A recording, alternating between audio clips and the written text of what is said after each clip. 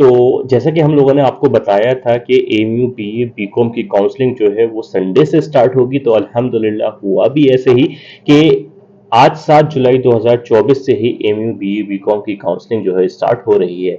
ये प्रूव करता है कि एमयू से रिलेटेड एक सच्ची और जेन्युइन इन्फॉर्मेशन आपको हमसे और हमारे चैनल से ज़रूर मिलती रहेगी।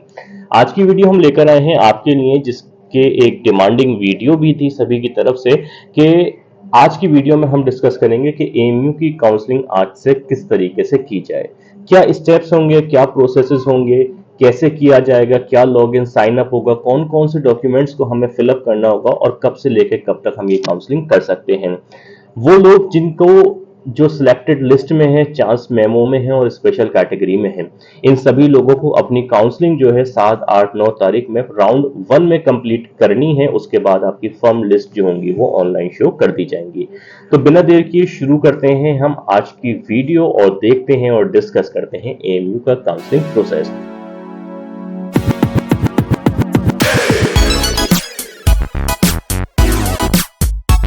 पहले आपको गूगल ओपन करके टाइप करना है एमयू एग्जाम कंट्रोलर, ठीक है।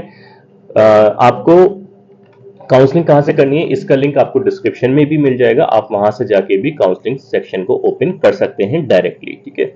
अब जैसे ही एमयू एग्जाम कंट्रोलर का हम फर्स्ट लिंक ओपन करेंगे तो इसमें फर्स्ट ब्लॉक आएगा फीचर्ड में फर्स्ट लिंक ओपन करेंगे ऑनलाइन काउंसलिंग एडमिशन पोर्टल। जैसे ही हमारे पास ये विंडो एक सामने आएगी तो इसमें आपके पास में लॉगिन भी आ रहा होगा और साइन अप भी आ रहा होगा। तो वो लोग जो पहली बार 2024 में इस विंडो पर आए हैं तो सबसे पहले आपको अपना साइन अप करना है, ठीक है। यहाँ पर वो लॉगिन आईडी नहीं चलेगी जो फॉर्म फिलअप करते टाइम चली थी, यहाँ पर आपको अलग से काउंसलिंग साइन अप करना पड़ेगा। जैसे हम साइन अप पर क्लिक करेंगे तो हमारे पास एक नई विंडो ओपन हो जाएगी जिसमें आपका रोल नंबर, एप्लीकेशन नंबर और डेट ऑफ बर्थ। अब हम देखेंगे वो सारे प्रोसेस स्टेप बाय स्टेप के हमें किस तरीके से अपनी काउंसलिंग पूरी करनी है। तो जैसे ही हमारे पास में ये विंडो ओपन होगी तो सबसे पहले हमें करना क्या है कि यहाँ पर अपना रोल नंबर, ठीक है, जो भी हमारा रोल नंबर रहा हो उस रोल नंबर को हम टाइप करेंगे। उसके बाद में हम अपना जो भी एप्लीकेशन नंबर रहा हो उस एप्लीकेशन नंबर को टाइप करेंगे और फिर यहाँ चूज करेंगे अपनी डेट ऑफ बर्थ। उसके बाद जब हम नीचे आएंगे, ठीक है, तो यहाँ पे कैंडिडेट जो है यहाँ पर उसको अपना ईमेल टाइप करना होगा और वेरीफाई करना होगा। ईमेल जैसे ही वेरीफाई हो जाएगा ओटीपी आने के बाद तो आप मोबाइल नंबर टाइप करोगे और फिर उसको वेरीफाई करोगे। जैसे ही आपका ये वेरीफाई हो जाएगा तो फिर आपके पास में एक नई विंडो ओपन हो जाएगी, ठीक है, जिसमें आपका ये लिख कर आ जाएगा कि हाँ भाई अब आप जो है वो वेरीफाइड हो चुके हो, ठीक है। इसके बाद में आप क्या करना होगा, आप अपना यहाँ पे पासवर्ड एंटर करोगे। आप जैसा मर्जी चाहो पासवर्ड को एंटर कर सकते हो। पासवर्ड कम से कम 6 कैरेक्टर का जो है वो रहे। अब पासवर्ड आसानी से एक ही बार में एंटर हो जाए तो उसका आपके लिए क्या करो, आप अपना नाम टाइप करो, @AMU लिखो और आगे 1 लिख दो, तो आसानी से पासवर्ड जो है वो आपका क्रिएट एक ही बार में हो जाएगा। ये बस आपके लिए एक टिप है, आप बाकी जो चाहो पासवर्ड चूज कर सकते हो। I am not a robot पर क्लिक करके या टिक कर आप आगे रजिस्टर पर क्लिक करोगे। उसके बाद आपके पास एक नई विंडो ओपन हो जाएगी साइन इन के लिए। यहाँ पर आप अपने साइन अप के टाइम पर आपने जो भी ईमेल टाइप किया है उस ईमेल को आप टाइप करोगे, आप अपना पासवर्ड टाइप करोगे, रिमेंबर पासवर्ड पर टिक करके लॉगिन पे क्लिक कर दोगे। जैसे आप ये काम करोगे तो आपके पास में फिर एक नई विंडो ओपन हो जाएगी कुछ इस तरीके से, अपलोड डॉक्यूमेंट्स के लिए। यहाँ पर आप अपना फोटो, सिग्नेचर और जो भी रिलेटेड डॉक्यूमेंट्स हैं वो आप फाइल अप करोगे। डॉक्यूमेंट्स फाइल करते टाइम याद रहे कि आपके सारे डॉक्यूमेंट जेपीजी के फॉर्मेट या फिर जेपीईजी के फॉर्मेट में हो और सारे ही डॉक्यूमेंट्स आपके 1 MB में हो, ठीक है। अब डॉक्यूमेंट्स को 1 MB में हम किस तरीके से लेकर आएंगे तो उसके लिए डिस्क्रिप्शन में आपको लिंक दे रखा है कि डॉक्यूमेंट्स आपके कंप्रेस कैसे होंगे।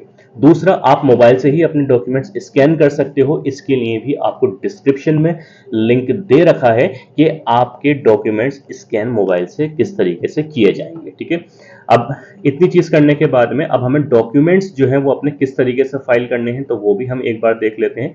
तो सबसे पहले आप क्लिक करोगे सिलेक्ट अपलोड टाइप पर। जैसे ही आप यहाँ पर सिलेक्ट पर चूज करोगे तो आपको ड्रॉप डाउन मेन्यू क्रिएट हो जाएगा। अब आप यहां से चूज करो कि आपको पहले क्या अपलोड करना है। तो पहले हमने टिक किया फोटो पर। जैसे हम फोटो पर टिक करेंगे तो हमारे पास में नीचे फिर आपको क्लिक करना है चूज फाइल पर। चूज फाइल पे जब आप क्लिक करोगे तो आप अपने यहाँ पर सिलेक्ट फाइल को सिलेक्ट करो जो भी आपके डिवाइस में स्टोर है, जहां पर भी जिस भी नाम से, और वो चूज करने के बाद में आप क्लिक करोगे फिर अपलोड पर। वन बाय वन करके आपको सारे डॉक्यूमेंट्स अपने इस ही तरीके से फाइल अप करने हैं। और ठीक है, उसके बाद में जब आपके सारे डॉक्यूमेंट्स अपलोड हो जाएंगे तो आपकी लिस्ट आ जाएगी कि कौन कौन से डॉक्यूमेंट्स आपने फाइल अप करे हैं। जैसे कि आपका फोटो फाइल हुआ है, सिग्नेचर है, high school, intermediate, SC ST का सर्टिफिकेट, ये सारी चीजें आपको अपलोड करनी है। उसके बाद आप क्लिक करोगे फिर नेक्स्ट पर। जब आपके सारे डॉक्यूमेंट्स फाइल हो जाएंगे तो यहाँ लिख कर आ जाएगा अपलोडेड डॉक्यूमेंट्स के कौन कौन से डॉक्यूमेंट्स आपने अपलोड यहाँ किए हैं। उसके बाद आप नेक्स्ट पर क्लिक करोगे। नेक्स्ट पर क्लिक करने के बाद में आपके पास कुछ इस तरीके से विंडो ओपन हो जाएगी।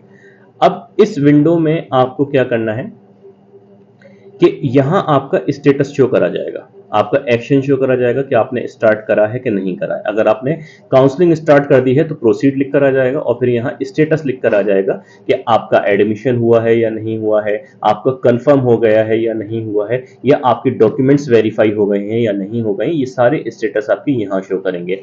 ये आपको हर 2-3 दिन में या डेली यहाँ पर आके देखते रहना है कि आपका स्टेटस क्या शो हो रहा है। जैसे आपने आज काउंसलिंग करी तो आप उसका स्टेटस चेक करते रहो। अगर यहाँ पे पता चलता है कि आपके डॉक्यूमेंट्स वेरीफाई नहीं हो पाए हैं तो आप उन्हीं 2 से 3 दिन के अंदर अपने डॉक्यूमेंट्स दोबारा फिल करके दोबारा अपलोड करके उससे वेरीफाई कर सकते हो। ऐसा ना करें कि एक बार अपलोड करने के बाद भूल जाए कि भाई हमारा तो हो गया।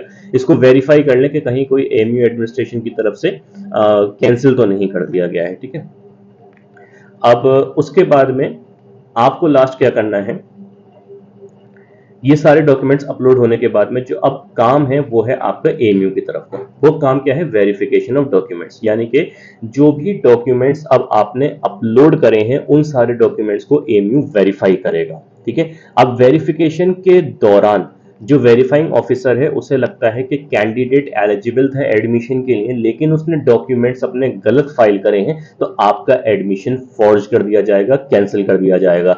लेकिन ये कैंसिल तब करा जाएगा जब आपने अलॉटेड टाइम में दोबारा से डॉक्यूमेंट्स को अपलोड ना करा हो। ठीक है, नेक्स्ट आपका फिर है आपका जैसे ही आपके सारे डॉक्यूमेंट्स वेरीफाई हो जाएंगे तो आपको ऑफर दे दिया जाएगा एडमिशन और पेमेंट ऑफ फीस के लिए। ठीक है, यानी कि स्टेटस में लिख कर आ जाएगा एडमिशन और फिर आपका नेक्स्ट स्टेप होगा फीस का पेमेंट।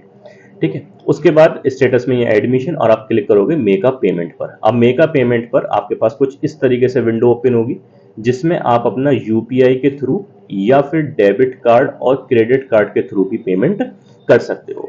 अब पेमेंट से रिलेटेड आपको एक चीज बताते चलें कि जो BCom की फीस है वो 60,000 पर ईयर है और BA की जो फीस है वो 30,000 से लेके 50,000 पर ईयर है।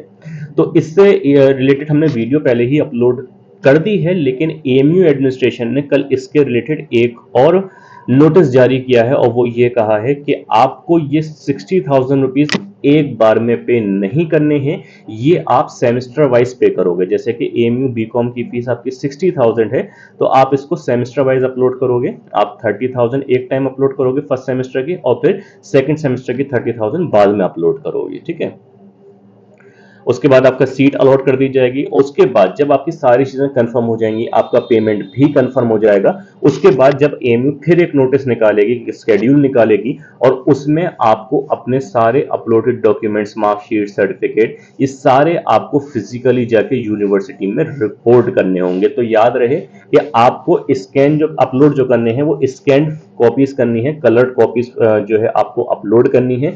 लेकिन जब आपके पास दोबारा स्केड्यूल आएगा तो आपको अपने सारे ओरिजिनल डॉक्यूमेंट्स AMU में सबमिट करने हैं फिजिकली जाकर। ठीक है, बस इतना सा काम है और इंशाल्लाह ताला फिर आप जल्द ही डिपार्टमेंट और AMU की सड़कों पर और गलियों में जो है वो आप मिलोगे और डिपार्टमेंट में भी जो है हम इंशाल्लाह ताला आपसे फिर जो है मुलाकात होगी।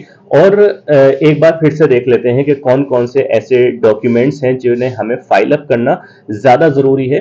तो जैसे कि सबसे पहले आपका फोटो हो जाता है, फोटो आपको अपलोड करना है, आपको अपना सिग्नेचर जो है ये आपको अपलोड करना है। ठीक है, और ये सब स्कैन्ड कॉपीज होंगी। आपको अपने हाई स्कूल की जो मार्कशीट है वो अपलोड करनी है। आपका जो +2 यानी कि जो आपका ट्वेल्थ की मार्कशीट है वो आपको अपलोड करनी है। अगर आपके पास में कोई भी ओबीसी का सर्टिफिकेट है, स्पेशल कैटेगरी है, एससी है, आपके पास में एसटी है, आपके पास में सीए की कैटेगरी है, सीई की कैटेगरी है, आपके पास में डीएस की कैटेगरी है, तो इससे रिलेटेड डॉक्यूमेंट जो है वो आपको फाइल अप करने होंगे।